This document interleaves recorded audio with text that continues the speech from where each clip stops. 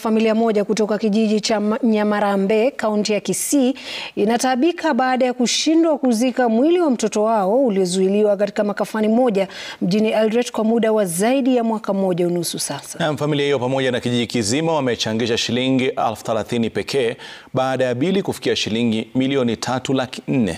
Na kama anavyoripoti mwanahabari wetu Crispin Otieno, ni kwamba mila na tamaduni za jamii ya Abagusii zimekuwa kikwazo katika shughuli hiyo. Ni mwendo wa saa 4 Jumamosi tunapofika katika kijiji cha Nyamarambe Getare kule Bobasi, kaunti ya Kisii.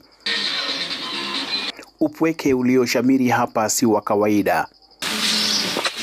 Tunampata Sara Mura akiendelea na shughuli zake katika boma lake, japo kwa umbali anaonekana mkakamavu. Usichokijua ni kuwa kuna matanga katika boma hili na Mura hajawahi kupata nafasi ya kumzika mwanawe aliyeaga dunia yapata mwaka moja unusu sasa. Picha hii ya mwanawe Edwin Orembe Nyabuto ndiyo kumbukumbu yake tangu afariki mwaka 2023 kwenye ajali barabarani eneo la Igare. Mpaka wa leo mwili wake umekwama katika makafani ya Race Course kule Eldoret baada ya kukosa shilingi milioni 3.4. Watu wamechanga sana.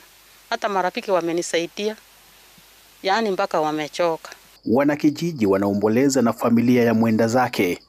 Unaona kijana huyu Edwin amekufa, imemaliza 1 year. Watu walikesha, wakakosa walielect hema, wakaleta hema hapa. Watu wakakesha mwezi 1, mwezi 2, ya 3, ya 4, ya 5. Sasa wakati wameona hakuna option, hakuna tumaini, hema yenyewe ilitolewa. Kitabu hiki ni dhihirisho tosha kwa jitihada za wenyeji hapa.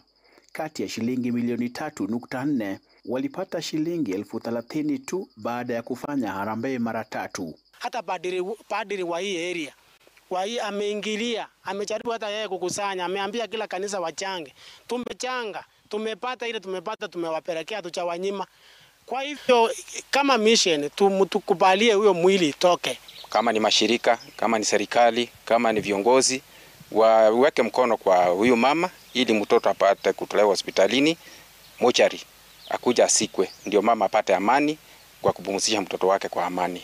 Mura anasimulia kwa machungu masaibu yake mara ya mwisho kuzuru makafani ya Eldoret. Kwa mwili ilikuwa imesaa kwa matoa kwa uso hivi. Nikaona huruma sana, nikaangalia tu, nikalialia tu, nikatoka nikaenda.